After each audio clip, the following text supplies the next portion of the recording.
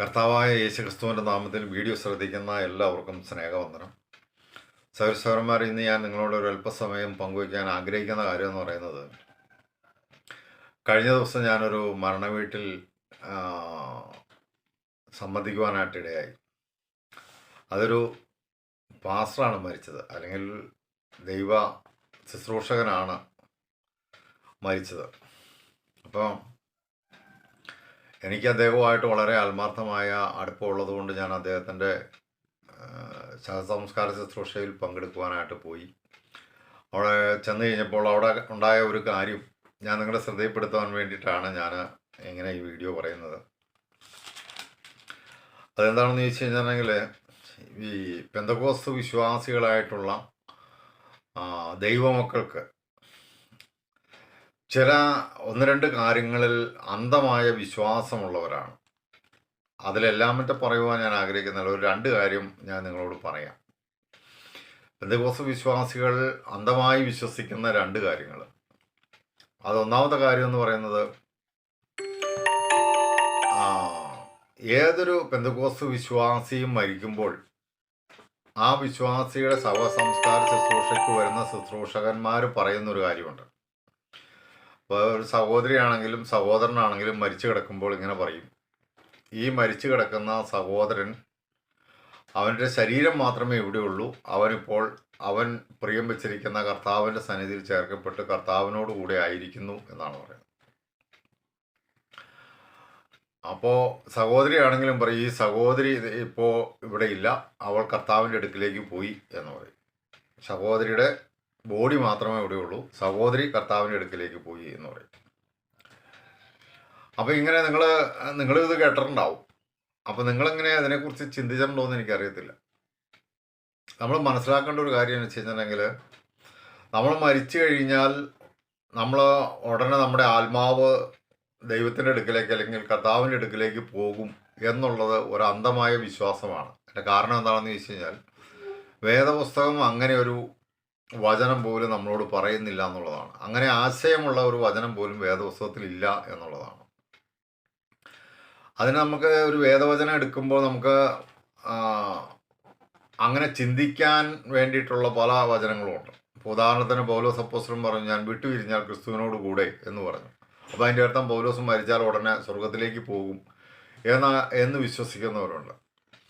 അപ്പോൾ അങ്ങനെ നമ്മൾ ചിന്തിക്കുമ്പോഴുണ്ടല്ലോ, അങ്ങനെ നമ്മൾക്ക് യേശുക്രിസ്തുവിനോട് നമ്മൾ മരിച്ച ഉടനെ സ്വർഗത്തിലേക്ക് പോവുകയാണെങ്കിൽ, അല്ലെങ്കിൽ യേശുക്രിസ്തുവിനോട് കൂടെ പോവുകയാണെങ്കിൽ, അങ്ങനെ സംഭവിക്കുവാണെങ്കിൽ ഉണ്ടാകുന്ന രണ്ട് കുഴപ്പങ്ങളുണ്ട്.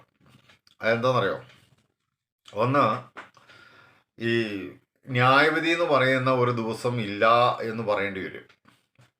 അപ്പോൾ ന്യായവിധി എന്ന് വിശ്വസിക്കുന്ന ഒരു വ്യക്തി, അത് കർത്താവായ യേശുക്രിസ്തു പറഞ്ഞ കാര്യമാണ്, ന്യായം വിധിക്കും എന്നുള്ള കാര്യം. പൗലോസും പറഞ്ഞൊരു കാര്യമാണ്, ക്രിസ്തുവിൻ്റെ ന്യായാസനത്തിന് മുമ്പാകെ നിന്ന് നമുക്ക് ന്യായവിധി ഉണ്ടാവും. അപ്പോൾ ന്യായവിധി നടക്കുന്നതിന് മുമ്പാട്, ന്യായം വിധിക്കുന്നതിന് മുമ്പാട് ഒരു മനുഷ്യനെ സ്വർഗരാജ്യത്തിലേക്ക് അല്ലെങ്കിൽ സ്വർഗത്തിലേക്ക് കൊണ്ടുപോവുക എന്ന് പറയുന്നത് അസാധ്യമായ കാര്യമാണ്. അങ്ങനെ ന്യായം വിധിക്കാതെ ഒരു മനുഷ്യനെയും സ്വർഗത്തിൽ കൊണ്ടുപോകുന്നില്ല എന്നുള്ളതാണ്. അപ്പോൾ അതുകൊണ്ട് വിട്ടുപിരിഞ്ഞാൽ ഉടനെ ഞാൻ ക്രിസ്തുവിനോട് കൂടെയാണെന്ന് പറയുന്നത്, ആ വാദം ശരിയല്ല, ആ വിശ്വാസം ശരിയല്ല എന്നുള്ളതാണ്. അപ്പം പലപ്പോഴും സംഭവിക്കുന്നതെന്ന് വെച്ച് കഴിഞ്ഞിട്ടുണ്ടെങ്കിൽ, ആരെങ്കിലും പറയുന്നത് കേട്ട് അല്ലെങ്കിൽ എവിടെയെങ്കിലും പ്രസംഗിക്കുന്നത് കേട്ടത് അങ്ങ് വിശ്വസിക്കുന്നു എന്നുള്ളതല്ലാതെ ഒരു കാരണവശാലും വേദപുസ്തകത്തിൽ അതുള്ളതാണോ എന്ന് അവർ പരിശോധിക്കുന്നില്ല എന്നുള്ളതാണ്. രണ്ടാമത്തെ കാര്യം എന്ന് പറയുന്നത്, ഒന്ന്, ന്യായവിധി എന്ന് പറയുന്ന ഒരു ആവശ്യം വരുന്നില്ല. ഇപ്പം മരിക്കുന്നവരൊക്കെ പെന്തക്കോസ്ത് വിശ്വാസികളെല്ലാം മരിച്ചു കഴിഞ്ഞാൽ അപ്പോൾ തന്നെ അവരുടെ ആത്മാവ് സ്വർഗത്തിൽ പോവുകയാണെങ്കിൽ പിന്നെ ന്യായവിധിയുടെ ആവശ്യമില്ലല്ലോ. അപ്പോൾ അതുകൊണ്ട് ആ വിശ്വാസം ശരിയല്ല എന്നുള്ളതാണ്. രണ്ടാമത്തെ കുഴപ്പമെന്ന് പറയുന്നത്, യേശുക്രിസ്തു ഒരിക്കലും ഇങ്ങനെ പറഞ്ഞു, കല്ലറകളിലുള്ളവർ മനുഷ്യപുത്രൻ്റെ ശബ്ദം കേൾക്കുകയും അങ്ങനെ അവർ പുനരുത്ഥാനം ചെയ്യുകയും ചെയ്യും, അതിൻ്റെ നാഴിക വരുന്നു, ഇപ്പോൾ വന്നും ഇരിക്കുന്നു എന്നാണ് പറയുന്നത്. ഇപ്പോൾ വന്നും ഇരിക്കുന്നു എന്ന് പറയുന്നതിൻ്റെ ഒരു തെളിവെന്ന് പറയുന്നത്, ലാസർ മരിച്ച് അടക്കപ്പെട്ടു. ലാസറിൻ്റെ കല്ലറയ്ക്കൽ ചെന്ന് നിന്നിട്ട് യേശുക്രിസ്തു പറഞ്ഞത് ഇങ്ങനെയാണ്, ലാസറെ പുറത്തു വാന്ന് പറഞ്ഞു. അപ്പോൾ യേശുക്രിസ്തു യോഹന്നാന്റെ സുവിശേഷം 5-ാം അധ്യായത്തിൽ പറഞ്ഞത്, കല്ലറകളിലുള്ളവർ മനുഷ്യപുത്രൻ്റെ ശബ്ദം കേൾക്കുകയും ശബ്ദം കേട്ട് അവർ പുനരുത്ഥാനം ചെയ്യുകയും ചെയ്യുന്ന നാഴിക വരുന്നു എന്ന് പറഞ്ഞു. എന്നിട്ട് പറഞ്ഞു, ഇപ്പോൾ വന്നുമിരിക്കുന്നു എന്ന് പറഞ്ഞു.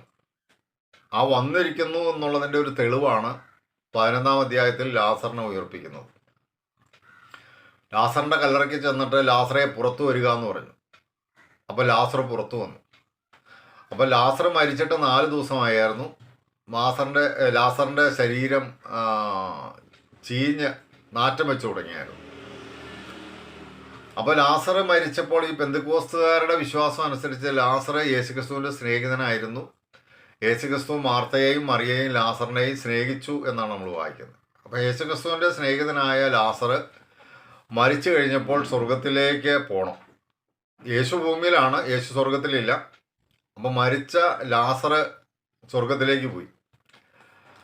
അപ്പോൾ ലാസറിൻ്റെ ആത്മാവ് സ്വർഗത്തിൽ പോയി, യേശു ഭൂമിയിലാണ്. ലാസറിൻ്റെ സ്നേഹിതനായ യേശു ഭൂമിയിൽ ജീവിക്കുന്നു, ലാസർ മരിച്ച് സ്വർഗത്തിലേക്ക് പോയി. അപ്പോൾ യേശുക്രിസ്തു ചെയ്തത് വളരെ മോശമായൊരു കാര്യമാണ്. കാരണം വെച്ച് കഴിഞ്ഞാൽ സ്വർഗത്തിൽ സന്തോഷമായിട്ട് സുഖമായിട്ടിരിക്കുന്ന സ്വർഗത്തിലെ അവസ്ഥയിൽ നിന്ന് ഈ പാവം നിറഞ്ഞ, ദുഷ്ടത നിറഞ്ഞ, ഈ അശുദ്ധി നിറഞ്ഞ ലോകത്തിലേക്ക് വീണ്ടും ലാസറിനെ മടക്കി വരുത്തുക എന്ന് പറഞ്ഞു കഴിഞ്ഞാൽ അതൊരു ചിന്തിക്കാൻ പോലും പറ്റാത്തൊരു കാര്യമാണ്. ഒരു മനുഷ്യൻ്റെ ആത്മാവ് സ്വർഗത്തിൽ പോവുകയാണെങ്കിൽ അത്രമാത്രം സന്തോഷത്തോടു കൂടി അവിടെ ആയിരിക്കുന്ന ഒരു മനുഷ്യൻ്റെ ആത്മാവിനെ വീണ്ടും ഈ ലോകത്തിലേക്ക് വിളിച്ചു വരുത്തുക എന്ന് പറയുന്നത് വളരെ ചിന്തിക്കാൻ പോലും പറ്റാത്തൊരു കാര്യമാണ്. യേശുക്രിസ്തു ഒരു കാരണവശാലും അത് അങ്ങനെ ചെയ്യത്തില്ല. അപ്പോൾ അവിടെ ലാസറിനെ കല്ലറയിൽ നിന്ന് വിളിച്ചു വരുത്തുമ്പോൾ ലാസർ കല്ലറയിൽ നിന്നാണ് വരുന്നത്. സ്വർഗത്തിൽ നിന്ന് ആത്മാവ് കല്ലറയിലേക്ക് വന്നിട്ട് പിന്നെ കല്ലറയിൽ നിന്ന് ഇങ്ങനെ വരുവല്ല ചെയ്ത്. അപ്പോൾ യേശുക്രിസ്തു പറഞ്ഞ വചനത്തിൻ്റെ അടിസ്ഥാനത്തിൽ 2 കാര്യങ്ങൾ സംഭവിക്കും. ഒന്ന്, ന്യായവിധി ഉണ്ടാവും. ന്യായം വിധിച്ചതിന് ശേഷമാണ്, മത്തായി സുവിശേഷം 25-ാം അധ്യായം നിങ്ങൾ വായിച്ചിട്ടുണ്ടെങ്കിൽ അറിയാൻ പറ്റും, അവിടെ ഇടയൻ ചെമ്മരിയാടുകളെയും കോലാടുകളെയും വേർതിരിക്കുന്നത് പോലെ ജനത്തെ 2 പക്ഷമായിട്ട് വേർതിരിച്ചിട്ട് ഒരു പക്ഷത്തുള്ളവരോട് പിതാവിനാൽ അനുഗ്രഹിക്കപ്പെട്ടവരെ ദൈവരാജ്യം അവകാശമാക്കിക്കൊള്ളുവിൻ എന്ന് പറയും. മറ്റുള്ളവരോട് പിശാചിനും അവൻ്റെ ദൂതന്മാർക്കും ഒരുക്കിയിരിക്കുന്ന നിത്യനാശത്തിലേക്ക് പോകുവിൻ എന്നും പറയും. അപ്പോൾ അത് ലോകസ്ഥാപനം മുതൽ നിങ്ങൾക്കായി ഒരുക്കിയിരിക്കുന്ന ദൈവരാജ്യത്തിലേക്ക് പോകുവിൻ എന്നാണ് പറഞ്ഞത്. അപ്പോൾ അതായത് ലോകസ്ഥാപനം മുതൽ ദൈവരാജ്യം ഒരുക്കിയിട്ടുണ്ടെങ്കിലും ആ രാജ്യത്തിലേക്ക് പ്രവേശിക്കുന്നത് ന്യായവിധിക്ക് ശേഷമാണ് എന്നാണ് കർത്താവായ യേശുക്രിസ്തു പറഞ്ഞത്. അപ്പോൾ ഒന്നാമത്തെ കാര്യം, മരിച്ച ഒരു മനുഷ്യൻ്റെ ആത്മാവ് ഉടനെ സ്വർഗത്തിലേക്ക് പോകുന്നില്ല. ന്യായവിധിക്ക് ശേഷമേ അവന് സ്വർഗരാജ്യത്തിൽ പോകാൻ പറ്റത്തുള്ളൂ എന്നുള്ളതാണ്. രണ്ടാമത്തെ കാര്യം, ഈ വേദപുസ്തകത്തിൽ എല്ലായിടത്തും എഴുതിയിരിക്കുന്നത് ഉയർത്തെഴുന്നേൽക്കും, പുനരുത്ഥാനം ചെയ്യുമെന്നാണ്. പുനരുത്ഥാനം ചെയ്യും, ഉയർത്തെഴുന്നേൽക്കും എന്ന് പറഞ്ഞാൽ സ്വർഗത്തിൽ നിന്ന് ഇറങ്ങി വരുമെന്നല്ല. സ്വർഗത്തിൽ നിന്ന് ഇറങ്ങി വരുന്നത് കർത്താവായ യേശുക്രിസ്തുവാണ്. ബാക്കി മരിച്ചവരെല്ലാവരും പുനരുത്ഥാനം ചെയ്യുകയാണ്, ഉയർത്തെഴുന്നേൽക്കുകയാണ്. ഇപ്പോൾ തെസ്സലോനിക്ക ലേഖനത്തിൽ പൗലോസ് അപ്പോസ്തലൻ പറയുന്നതെന്നാ, കർത്താവ് താൻ ഗംഭീരനാദത്തോടും പ്രധാന ദൂതന്റെ ശബ്ദത്തോടും കൂടെ സ്വർഗത്തിൽ നിന്ന് ഇറങ്ങി വരികയും ക്രിസ്തുവിൽ മരിച്ചവർ മുമ്പേ ഉയർത്തെഴുന്നേൽക്കുകയും ചെയ്യും. അപ്പോൾ ക്രിസ്തു മുകളിൽ നിന്ന് വരുന്നു, മരിച്ചവരെല്ലാം കീഴെ കല്ലറകളിൽ നിന്ന് ഉയർത്തെഴുന്നേൽക്കുന്നു. അപ്പോൾ ഇതാണ് യാഥാർത്ഥ്യമെന്ന് പൗലോസ്ലീഹ തന്നെ പറയുകയാണ്. ക്രിസ്തു സ്വർഗത്തിൽ നിന്ന് ഇറങ്ങി വരികയും മരിച്ചവർ കല്ലറകളിൽ നിന്ന് ഉയർത്തെഴുന്നേറ്റ് പുനരുത്ഥാനം ചെയ്യുകയും ചെയ്യും. ജീവനോടെ ശേഷിക്കുന്നവർ രൂപാന്തരപ്പെടും. ഫിലിപ്പിയ ലേഖനത്തിൽ പൗലോസ് പറഞ്ഞത് എങ്ങനെയാണ്?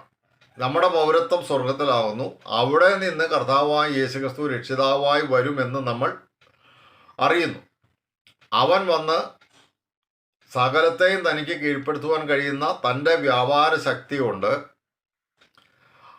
നമ്മുടെ താഴ്ചയുള്ള ശരീരത്തെ അവൻ്റെ മഹത്വമുള്ള ശരീരത്തോട് അനുരൂപമായി രൂപാന്തരപ്പെടുത്തും. അപ്പോൾ യേശു സ്വർഗത്തിൽ നിന്ന് വരും, നമ്മൾ ഭൂമിയിൽ നിന്ന് ഉയർത്തെഴുന്നേൽക്കും. അങ്ങനെയാണ് വേദപുസ്തകം നമ്മെ പഠിപ്പിക്കുന്നത്. പക്ഷെ ഇന്ന് പെന്തക്കോസ്ത് വിശ്വാസികളുടെ വിശ്വാസം എന്ന് പറഞ്ഞാൽ, ഒരാൾ മരിച്ചു കഴിഞ്ഞാൽ ഉടനെ അദ്ദേഹത്തിൻ്റെ ആത്മാവ് സ്വർഗത്തിലേക്ക് പോവുകയാണ്, പിന്നെ കർത്താവിനോട് കൂടി അങ്ങ് ജീവിക്കുവാണെന്ന് എന്നാണ് പറയുന്നത്. അങ്ങനെ ഒരു ആശയമുള്ള ഒരു വചനവും വേദപുസ്തകത്തിൽ ഞാൻ കണ്ടിട്ടില്ല. ഇപ്പോൾ പൗലോസ് പറഞ്ഞു വിട്ടുപിരിഞ്ഞാൽ ഞാൻ ക്രിസ്തുവിനോട് കൂടെ എന്ന് പറയുന്ന പൗലോസ് തന്നെ പറയുന്ന എഫേസ്യ ലേഖനത്തിലും കൊലോസ്യ ലേഖനത്തിലും പറയുന്നത് നാം ക്രിസ്തുവിനോട് കൂടെ സ്വർഗത്തിലിരിക്കുന്നു എന്നാണ് പറയുന്നത്. ഭൂമിയിൽ നമ്മളായിരിക്കുമ്പോൾ തന്നെ പൗലോസ് പറയുന്നത് ഇങ്ങനെ അവനോടുകൂടെ ഉയർത്തെഴുന്നേൽപ്പിച്ച് സ്വർഗത്തിൽ ഇരുത്തുകയും ചെയ്തു എന്ന് എഫേസ്യ ലേഖനത്തിൽ വായിക്കുന്നു. കൊലോസ്യ ലേഖനത്തിൽ പറയുന്നത് നമ്മൾ ക്രിസ്തുവിനോട് കൂടെ ദൈവത്തിൽ മറഞ്ഞിരിക്കുന്നു എന്നാണ്. അപ്പോൾ ഭൂമിയിൽ ഇരിക്കുമ്പോൾ തന്നെ നമ്മളെല്ലാവരും സ്വർഗത്തിലാണ് ഇരിക്കുന്നത്. അതാണ് പൗലോസ് പറഞ്ഞത്, ഞാൻ എപ്പോഴും ക്രിസ്തുവിനോട് കൂടെയാണ്. അപ്പോൾ അതിൻ്റെ അർത്ഥം പൗലോസ് മരിച്ചാൽ ഉടനെ സ്വർഗത്തിലേക്ക് പോകുന്നല്ല പറഞ്ഞത്. അങ്ങനെയാണെങ്കിൽ പൗലോസ് 1-2 കൊരിന്ത്യർ 5:10 പറഞ്ഞത് എങ്ങനെയാണ്? കർത്താവ് ന്യായാസനത്തിൽ ഇരിക്കുമ്പോൾ അവൻ്റെ മുമ്പാകെ നാം എല്ലാവരും നിൽക്കേണ്ടി വരുന്നു. നാം എല്ലാവരും നിൽക്കേണ്ടി വരും. അപ്പോൾ ക്രിസ്തുവിൻ്റെ ന്യായാസനം, ഭൂമിയിൽ ന്യായാസനം വെച്ച് ന്യായം വിധിക്കുന്ന ദിവസത്തിൽ നാം എല്ലാവരും ക്രിസ്തുവിൻ്റെ ന്യായാസനത്തിൻ്റെ മുമ്പാകെ വെളിപ്പെടണം എന്നാണ് പറയുന്നത്. അപ്പോൾ വേദപുസ്തകം പറയുന്ന വചനത്തിൻ്റെ ആശയങ്ങളെ മനസ്സിലാക്കാതെയും അവരെന്തുദ്ദേശത്തിലാണ് അത് സംസാരിച്ചതെന്ന് മനസ്സിലാക്കാതെയും നമ്മൾ ഇങ്ങനെ അന്ധമായി വിശ്വസിച്ച് ഇരിക്കുന്നു എന്നുള്ളതാണ് ഒരു കാര്യം. അപ്പോൾ പെന്തക്കോസ്ത് വിശ്വാസികളുടെ ഒരു അന്ധമായ വിശ്വാസം, ഒരു വിശ്വാസി മരിച്ചു കഴിഞ്ഞാൽ ഉടനെ അവൻ്റെ ആത്മാവ് സ്വർഗത്തിൽ പോകും എന്നുള്ളതാണ്. അങ്ങനെ പോകും എന്ന് വേദപുസ്തകം പറയുന്നില്ല, കർത്താവ് പറയുന്നില്ല, പൗലോസും പറയുന്നില്ല. അതിന് തെളിവായിട്ടാണ് ഞാൻ പറഞ്ഞ ലാസറിനെ ഉയർപ്പിച്ച സംഭവം ഞാൻ പറഞ്ഞത് അങ്ങനെയാണ്. അപ്പോൾ മരിച്ചവർ എവിടെയാണ് ഇരിക്കുന്ന? കല്ലറകളിലാണെന്ന് യേശുക്രിസ്തു പറഞ്ഞു. കല്ലറകളിലുള്ളവർ എൻ്റെ ശബ്ദം കേൾക്കുകയും അവർ ഉയർത്തെഴുന്നേൽക്കുകയും ചെയ്യും. മാർത്തയെ ലാസറിനെ ഉയർപ്പിക്കാൻ നേരത്ത് മാർത്തയും മറിയും പറഞ്ഞെന്താ? ഒടുക്കത്തെ നാളിൽ പുനരുത്ഥാനത്തിങ്കൽ അവൻ ജീവിക്കുമെന്ന് ഞങ്ങൾക്കറിയാമെന്നാണ്. അപ്പോൾ ഒടുക്കത്തെ നാളിൽ എന്ന് പറഞ്ഞാൽ കർത്താവിൻ്റെ വരവിങ്കൽ പുനരുത്ഥാനം ഉണ്ടാകുമെന്നും അന്ന് ലാസർ ഉയർക്കുമെന്നും മാർത്തയ്ക്കും മറിയയ്ക്കും അറിയായിരുന്നു. ആ വിശ്വാസം പോലും ഇന്നത്തെ പെന്തക്കോസ്തുകാർക്ക് ഇല്ല എന്നുള്ളതാണ്. മാർത്തയും മറിയും വിശ്വസിച്ചത് പോലും പുനരുത്ഥാന നാളിൽ ലാസർ ഉയർത്തെഴുന്നേൽക്കുമെന്നാണ്. പക്ഷെ ഇന്ന് വിശ്വാസികൾ പറയുന്നത് എന്നാന്ന് വെച്ച് കഴിഞ്ഞാൽ മരിച്ച ഉടനെ സ്വർഗത്തിലേക്ക് പോകുമെന്നാണ്. അപ്പോൾ അതാണ് പെന്തക്കോസ്തുകാരുടെ ഒന്നാമത്തെ തെറ്റായ വിശ്വാസം, അന്ധമായി വിശ്വസിക്കുന്ന ഒരു വിശ്വാസം. രണ്ടാമത്തെ കാര്യം എന്താണെന്ന് ചോദിച്ചു കഴിഞ്ഞിട്ടുണ്ടെങ്കിൽ പെന്തക്കോസ്തിൽ വന്നവരെല്ലാം സ്വർഗത്തിൽ പോകുന്നുള്ള വിശ്വാസമാണ്. അതും തെറ്റായ ഒരു വിശ്വാസമാണ്.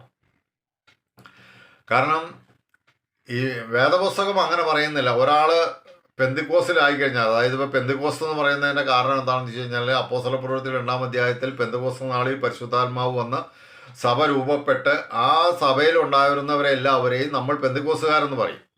അല്ലെങ്കിൽ പരിശുദ്ധാത്മാവ് അഭിഷേകം പ്രാപിച്ച് സഭയിലേക്ക് ചേർന്നവരെല്ലാം പെന്തക്കോസ്തുകാരെന്നാണ് പറയുന്നത്. വേദപുസ്തകം പെന്തക്കോസ്തുകാരെന്ന് പറയുന്നില്ല. വേദപുസ്തകം വിശുദ്ധന്മാർ, ക്രിസ്ത്യാനികൾ, സഹോദരന്മാർ, വിശ്വാസികൾ എന്നൊക്കെയാണ് വേദപുസ്തകം പറയുന്നത്. നമ്മളാണ് ഈ പെന്തക്കോസ്തുകാരെന്ന് പറയുന്നത്. അപ്പോൾ പെന്തക്കോസ്തുകാരുടെ വിശ്വാസം എന്താണെന്ന് വെച്ച് കഴിഞ്ഞാൽ പെന്തക്കോസ്തുകാരും എല്ലാവരും സ്വർഗത്തിൽ പോകുമെന്നാണ്. പെന്തക്കോസ്തുകാരെല്ലാവരും സ്വർഗത്തിൽ പോകത്തില്ല. അതിൻ്റെ കാരണം എന്താണെന്ന് ചോദിച്ചു കഴിഞ്ഞിട്ടുണ്ടെങ്കിൽ ഞാൻ ഒരു വാക്യം മാത്രം വായിച്ച് ഞാൻ അതിനെക്കുറിച്ച് പറയാം. മൊത്തം പറയാനൊന്നും ഈ വീഡിയോയിൽ സമയമില്ല. യോഹന്നാൻ്റെ 1-ാം ലേഖനം 5-ാം അധ്യായത്തിൻ്റെ 1-2 വാക്യങ്ങൾ ഞാൻ നിങ്ങളുടെ ശ്രദ്ധയിൽപ്പെടുത്താം. അവിടെ ഇങ്ങനെയാണ് നമ്മൾ വായിക്കുന്നത്: യേശുവിനെ ക്രിസ്തു എന്ന് വിശ്വസിക്കുന്നവനെല്ലാം ദൈവത്തിൽ നിന്ന് ജനിച്ചിരിക്കുന്നു. ജനിപ്പിച്ചവനെ സ്നേഹിക്കുന്നവനെല്ലാം അവനിൽ നിന്ന് ജനിച്ചവനെയും സ്നേഹിക്കുന്നു. നിങ്ങൾ ആ വാക്യം ശ്രദ്ധിക്കണമേ. യേശുവിനെ ക്രിസ്തു എന്ന് വിശ്വസിക്കുന്നവനെല്ലാം ദൈവത്തിൽ നിന്ന് ജനിച്ചിരിക്കുന്നു. അപ്പോൾ യേശുവിനെ ക്രിസ്തു എന്ന് വിശ്വസിക്കുന്നവൻ പെന്തക്കോസ്തിൽ മാത്രമല്ല ഉള്ളത്, ബാക്കി പല സഭകളിലും ഉണ്ട് യേശു ക്രിസ്തു ആണെന്ന് വിശ്വസിക്കുന്നവർ. അപ്പോൾ യേശു ക്രിസ്തു ആണെന്ന് വിശ്വസിക്കുന്നവനെല്ലാം ദൈവത്തിൽ നിന്ന് ജനിച്ചു എന്നാണ്. ഇപ്പോൾ ഉദാഹരണം പറഞ്ഞു കഴിഞ്ഞിട്ടുണ്ടെങ്കിൽ ബ്രദറൻകാരുണ്ട്, CSIക്കാരുണ്ട്, പെന്തക്കോസ്തുകാരുണ്ട്, അങ്ങനെ പല സഭാവിഭാഗങ്ങളിൽ ഉള്ളവരൊക്കെ യേശു ക്രിസ്തു ആണെന്ന് വിശ്വസിക്കുന്നവരാണ്. അപ്പോൾ യേശു ക്രിസ്തു ആണെന്ന് വിശ്വസിക്കുന്നവനെല്ലാം ദൈവത്തിൽ നിന്ന് ജനിച്ചിരിക്കുന്നു എന്നാണ് യോഹന്നാൻ പറയുന്നത്. എന്നിട്ട് യോഹന്നാൻ പറയുന്നത് ഇങ്ങനെയാണ്: ആ ജനിച്ചവരെല്ലാം ജനിപ്പിച്ചവനെ സ്നേഹിക്കുന്നു. ജനിപ്പിച്ചവൻ ദൈവമാണല്ലോ, ദൈവത്തിൽ നിന്നാണ് ജനിച്ചത്. അപ്പോൾ ദൈവത്തിൽ നിന്ന് ജനിച്ച ഞാൻ എന്നെ ജനിപ്പിച്ച ദൈവത്തെ സ്നേഹിക്കണം. എൻ്റെ വീഡിയോ ശ്രദ്ധിക്കുന്ന നിങ്ങൾ ദൈവത്തിൽ നിന്ന് ജനിച്ചവരാണെങ്കിൽ ജനിപ്പിച്ച ദൈവത്തെ നിങ്ങൾ സ്നേഹിക്കുന്നു എന്നാണ് യോഹന്നാൻ പറയുന്നത്. അപ്പോൾ യേശു ക്രിസ്തു എന്ന് വിശ്വസിക്കുന്നവൻ ദൈവത്തിൽ നിന്ന് ജനിച്ചു, ദൈവത്തിൽ നിന്ന് ജനിച്ചവൻ ജനിപ്പിച്ചവനെ സ്നേഹിക്കുന്നു. അത് കഴിഞ്ഞിട്ട് യോഹന്നാൻ പറയുന്നതെന്ന് അറിയോ? ജനിപ്പിച്ചവനെ സ്നേഹിക്കുന്നവനെല്ലാം അവനിൽ നിന്ന് ജനിച്ചവനെ ഒക്കെയും സ്നേഹിക്കണം. അത് നിങ്ങൾക്ക് മനസ്സിലായോ? ഒരാൾ ദൈവത്തിൽ നിന്ന് ജനിച്ചു, ദൈവത്തിൽ നിന്ന് ജനിച്ചവൻ ദൈവത്തെ സ്നേഹിക്കുന്നു, അതായത് ജനിപ്പിച്ചവനെ സ്നേഹിക്കുന്നു. അങ്ങനെ ജനിപ്പിച്ചവനെ സ്നേഹിക്കുന്ന ആ വ്യക്തി ദൈവത്തിൽ നിന്ന് ജനിച്ച എല്ലാവരെയും സ്നേഹിക്കണം എന്നാണ് പറയുന്നത്. പക്ഷെ പെന്തക്കോസ്തുകാർ, എൻ്റെ വീഡിയോ ശ്രദ്ധിക്കുന്ന നിങ്ങളിൽ പെന്തക്കോസ്തുകാരുണ്ടെങ്കിൽ ഞാൻ നിങ്ങളോട് ചോദിക്കട്ടെ, നിങ്ങൾക്ക് അങ്ങനെ തോന്നുന്നുണ്ടോ? ഈ ദൈവത്തിൽ നിന്ന് ജനിച്ചു എന്ന് പറയുന്ന പെന്തക്കോസ്തുകാർ ദൈവത്തിൽ നിന്ന് ജനിച്ച എല്ലാവരെയും സ്നേഹിക്കുന്നുണ്ടെന്ന് നിങ്ങൾക്ക് തോന്നുന്നുണ്ടോ? ഞാൻ അങ്ങനെ കണ്ടിട്ടില്ല. പല സഭകളിലിരിക്കുന്ന ദൈവത്തിൽ നിന്ന് ജനിച്ചു എന്ന് പറയുന്ന, വീണ്ടും ജനിച്ചു എന്ന് പറയുന്ന പല പെന്തക്കോസ്ത് സഹോദരി സഹോദരന്മാരും മറ്റ് ദൈവത്തിൽ നിന്ന് ജനിച്ച മറ്റ് സഹോദരി സഹോദരന്മാരെ സ്നേഹിക്കാത്തവരാണ്. സ്നേഹിക്കാത്തവരെന്ന് മാത്രമല്ല, അവരെ വെറുക്കുന്നവരും പകയ്ക്കുന്നവരും കണ്ടാൽ മിണ്ടില്ലാത്തവരും ഓരോ വിധത്തിലും അവർക്കൊരു സഹായമോ ഉപകാരമോ ചെയ്യില്ല എന്നുള്ളത് പരമാർത്ഥമായൊരു കാര്യമാണ്. ഞാൻ അങ്ങനെയുള്ളവരെ കണ്ടിട്ടുണ്ട്, നിങ്ങൾ അങ്ങനെയുള്ളവരെ കണ്ടിട്ടുണ്ടോ എന്ന് എനിക്കറിയത്തില്ല. അപ്പോൾ ഇത് അന്ധമായൊരു വിശ്വാസമാണ്. കാരണം എന്ന് വെച്ചാൽ പെന്തക്കോസ്തിൽ വന്നു കഴിഞ്ഞാൽ ഉടനെ എല്ലാവരും സ്വർഗത്തിൽ പോകുമെന്നുള്ളത് അന്ധമായൊരു വിശ്വാസമാണ്. എല്ലാവരും സ്വർഗത്തിൽ പോകത്തില്ല.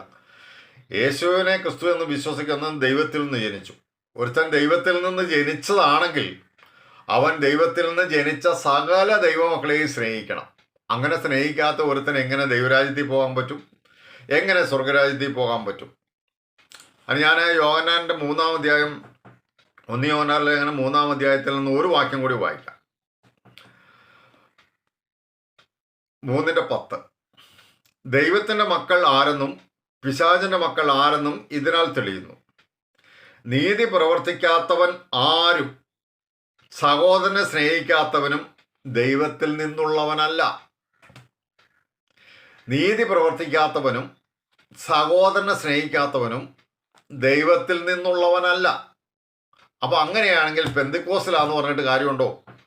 പെന്തക്കോസ്തിലാണെന്നോ ബ്രദറിലാണെന്നോ അല്ലെങ്കിൽ വേറെ ഏതെങ്കിലും സഭകളിലാണ്, വേർപെട്ട ഏതെങ്കിലും സഭയിലാണെന്ന് പറഞ്ഞാലും നീതി പ്രവർത്തിക്കാത്തവനും സഹോദരനെ സ്നേഹിക്കാത്തവനും ദൈവത്തിൽ നിന്നുള്ളവനല്ല. അങ്ങനെയുള്ള ഒരുത്തൻ എങ്ങനെയാണ് സ്വർഗരാജ്യത്തിൽ പോകുന്നത്? അങ്ങനെയുള്ള ഒരുത്തൻ എങ്ങനെയാണ് ദൈവരാജ്യത്തിൽ പോകുന്നത്? അപ്പോൾ അതുകൊണ്ട് പെന്തക്കോസ്തിലായി അല്ലെങ്കിൽ വേർപെട്ട സഭയിലായി രക്ഷിക്കപ്പെട്ട് സ്നാനപ്പെട്ടു എന്നുള്ള ഒറ്റ കാരണം കൊണ്ട് മരിച്ചു കഴിഞ്ഞാൽ സ്വർഗത്തിൽ പോകും എന്നുള്ളത് ഒരു അന്ധമായ വിശ്വാസമാണ്. യേശു ക്രിസ്തുവാണെന്ന് വിശ്വസിക്കുന്നവനെല്ലാം ദൈവത്തിൽ നിന്ന് ജനിച്ചു. ദൈവത്തിൽ നിന്ന് ജനിച്ചവനെല്ലാം അനുഷ്ഠിക്കേണ്ടതായ ആചരിക്കേണ്ടതായ കാര്യങ്ങളെല്ലാം നമ്മുടെ ഈ പുസ്തകത്തിൽ എഴുതിയിട്ടുണ്ട്. അപ്പോൾ ഈ പുസ്തകത്തിൽ എഴുതിയിരിക്കുന്ന പ്രമാണത്തിനനുസരിച്ച് ജീവിക്കാൻ ദൈവത്തിൽ നിന്ന് ജനിച്ചവനിൽ ദൈവത്തിൻ്റെ ആത്മാവിനെ പകർന്നിട്ടുമുണ്ട്. ആ ആത്മാവിനെ അനുസരിച്ച് ദൈവത്തിന് മഹത്വകരമായി ജീവിക്കുന്നവൻ മാത്രമേ സ്വർഗരാജ്യത്തിൽ പോകത്തുള്ളൂ. ഇപ്പോൾ പെന്തക്കോസ്തുകാരെ സംബന്ധിച്ച് പറഞ്ഞു കഴിഞ്ഞാൽ അവർ ബ്രദറൻകാരെ ഉപദേശപരമായ കാര്യത്തിൽ അകറ്റി നിർത്തിയിരിക്കുകയാണ്.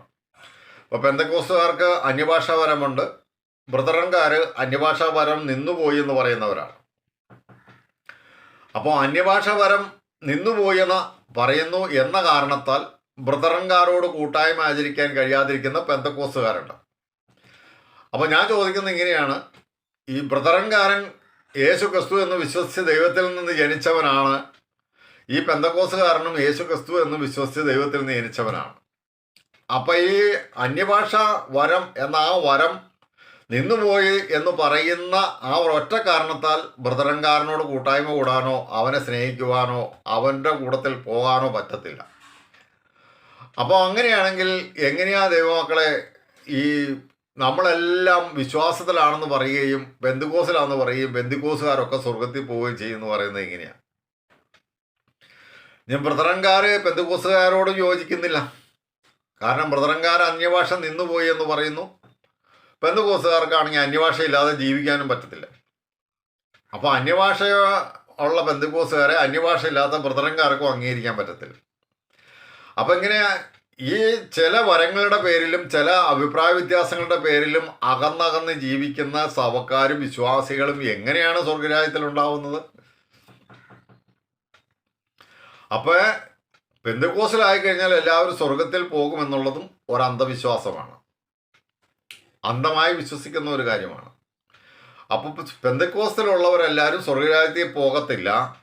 മാത്രമല്ല, മരിച്ച ഒരു മനുഷ്യൻ്റെ ആത്മാവ് അപ്പോൾ തന്നെ സ്വർഗത്തിലേക്ക് പോകുന്നുമില്ല. അപ്പോൾ ഇതാണ് പെന്തക്കോസ്തുകാരുടെ ഇടയിൽ അല്ലെങ്കിൽ വിശ്വാസികളുടെ ഇടയിലുള്ളതായ അന്ധമായ വിശ്വാസം. അപ്പോൾ ഈ രണ്ട് കാര്യങ്ങളാണ് ഞാൻ നിങ്ങളുടെ ശ്രദ്ധയിൽപ്പെടുത്താനായിട്ട് ആഗ്രഹിച്ചത്. കാരണം എവിടെ മരണ വീട്ടിൽ ചെന്നാലും അവിടെ പ്രസംഗിക്കുന്നത് ഇങ്ങനെയാണ്: ഈ മനുഷ്യൻ്റെ ആത്മാവ് ഇപ്പോൾ സ്വർഗത്തിൽ കർത്താവിനോട് കൂടെയാണ്. ആ മനുഷ്യൻ്റെ ആത്മാവ് സ്വർഗത്തിലേക്ക് പോയോ എന്നൊന്നും വേദപുസ്തകത്തിൽ നിന്ന് നമുക്ക് തെളിയിക്കാൻ പറ്റത്തില്ല. കാരണം വെച്ച് കഴിഞ്ഞിട്ടുണ്ടെങ്കിൽ യേശുക്രിസ്തുവിൻ്റെ വാക്കും പൗലോസ്ലീഹയുടെ വാക്കും എല്ലാം അങ്ങനെയാണ്. മരിച്ചവരെല്ലാം പുനരുദ്ധാനം ചെയ്യും. ഇപ്പോൾ ഒരു ഉദാഹരണം കൂടി പറഞ്ഞ് ഞാൻ അവസാനിപ്പിക്കാം. യേശുക്രിസ്തുവിൻ്റെ മരണസമയത്ത് അനേക വിശുദ്ധന്മാരുടെ ശരീരങ്ങൾ കല്ലറകളിൽ നിന്ന് ഉയർത്തെഴുന്നേറ്റൊന്നും മത്തായിയുടെ സുവിശേഷത്തിൽ നമ്മൾ വായിക്കുന്നുണ്ട്. അപ്പോൾ അനേക വിശുദ്ധന്മാരുടെ ശരീരങ്ങൾ ഉയർത്തെഴുന്നേറ്റു എന്ന്, കല്ലറകളിൽ നിന്ന് ഉയർത്തെഴുന്നേറ്റു എന്നാണ് വേദപുസ്തകത്തിൽ വായിക്കുന്നത്. യേശുക്രിസ്തു മരിക്കുമ്പോൾ അനേക വിശുദ്ധന്മാരുടെ ശവശരീരങ്ങൾ കല്ലറകളിൽ നിന്ന് ഉയർത്തെഴുന്നേറ്റു എന്നാണ്. അപ്പോൾ അങ്ങനെയാണെങ്കിൽ ഈ പുനരുത്ഥാനം ചെയ്യുമെന്ന് പറയുന്നതും ഉയർത്തെഴുന്നേൽക്കും എന്ന് പറയുന്നതും കല്ലറകളിൽ നിന്ന് ശബ്ദം കേട്ട് പുറത്തു വരുമെന്നും പറയുന്നതുമൊക്കെ എന്താണെന്ന് നിങ്ങൾ ചിന്തിക്കണം. മരിച്ചവരൊക്കെ അപ്പോൾ തന്നെ ആത്മാവ് സ്വർഗത്തിലേക്ക് പോവുകയാണെങ്കിൽ ഈ പറയുന്ന കാര്യങ്ങൾ വല്ലതും നടക്കൂ? ന്യായവിധി നടക്കത്തില്ല, പുനരുത്ഥാനം നടക്കത്തില്ല, ഉയർത്തെഴുന്നേൽപ്പ് നടക്കത്തില്ല, ഇതൊന്നും നടക്കത്തില്ല. അപ്പോൾ അതുകൊണ്ട് ഞാൻ പറയുന്നത് ഇങ്ങനെയാണ്: ഒരു കാരണവശാലും മരിക്കുന്ന മനുഷ്യൻ്റെ ആത്മാവ് അപ്പോൾ തന്നെ സ്വർഗത്തിലേക്ക് പോകുന്നില്ല. രണ്ടാമത്തെ കാര്യം, അതൊരു അന്ധമായ വിശ്വാസമാണ്. രണ്ടാമത്തെ കാര്യം എന്ന് പറയുന്നത്, പെന്തക്കോസ്തിൽ ചേർന്നു എന്നുള്ളത് കൊണ്ട്, അല്ലെങ്കിൽ യേശുവിനെ വിശ്വസിച്ചു രക്ഷിക്കപ്പെട്ടു, സ്നാനപ്പെട്ടു, ആ ഒരൊറ്റ കാരണത്താൽ സ്വർഗരാജ്യത്തിൽ പോകത്തില്ല. ആ പോകും എന്നുള്ളത് അതും അന്ധമായ ഒരു വിശ്വാസമാണ്. അങ്ങനെ വിശ്വാസികളുടെ ഇടയിൽ അഥവാ പെന്തക്കോസ്തുകാരുടെ ഇടയിൽ അവർ അന്ധമായി വിശ്വസിക്കുന്ന രണ്ട് കാര്യങ്ങളെയാണ് ഞാൻ നിങ്ങളുടെ ശ്രദ്ധയിൽപ്പെടുത്തിയത്. അപ്പോൾ അതുകൊണ്ട് ഞാൻ നിങ്ങളോട് പറയുന്നത് ഇതാണ്: ഒരുവൻ സ്വർഗരാജ്യത്തിൽ പോകണമെങ്കിൽ അവൻ ആചരിക്കേണ്ടതായ ഒരുപാട് കാര്യങ്ങളുണ്ട്. അത് ആചരിക്കാതെ ഞാൻ പെന്തക്കോസ്തലാണെന്ന് മാത്രം പറഞ്ഞാലൊന്നും ആരും സ്വർഗരാജ്യത്തിൽ പോകത്തില്ല. മറ്റൊരു കാര്യം, മരിച്ച മനുഷ്യൻ്റെ ആത്മാവ് ഉടനടി സ്വർഗത്തിലേക്കും പോകത്തില്ല. അപ്പോൾ ഈ രണ്ട് അന്ധവിശ്വാസങ്ങളിൽ നിന്ന് നിങ്ങൾ രക്ഷപ്പെടണമെന്ന് പറഞ്ഞ് ഞാൻ ഈ വീഡിയോ അവസാനിപ്പിക്കുകയാണ്. ഞാൻ നിങ്ങളെ പ്രബോധിപ്പിക്കുന്ന ഒരു കാര്യം ഇതാണ്: വേദപുസ്തകം, തിരുവെഴുത്ത്, ദൈവത്തിൻ്റെ അരുളപ്പാടെന്ന് പറയുന്ന വേദപുസ്തകം, അത് ശ്രദ്ധാപൂർവം വായിച്ചാൽ മാത്രമേ നമുക്ക് സത്യം ഗ്രഹിക്കാൻ കഴിയത്തുള്ളൂ. അപ്പോൾ അതുകൊണ്ട് അങ്ങനെ വേദപുസ്തകം ശ്രദ്ധാപൂർവം വായിച്ച് സത്യം ഗ്രഹിച്ച് ദൈവരാജ്യത്തിന് വേണ്ടി ഒരുങ്ങിയിരിക്കണം എന്ന് മാത്രം ഞാൻ നിങ്ങളെ പ്രബോധിപ്പിക്കുകയാണ്. ദൈവം അനുവദിക്കുന്ന പക്ഷം നമുക്ക് മറ്റൊരു വീഡിയോയിൽ വീണ്ടും കാണാം. ദൈവമായ കർത്താവ് നമ്മളെല്ലാവരെയും അനുഗ്രഹിക്കട്ടെ.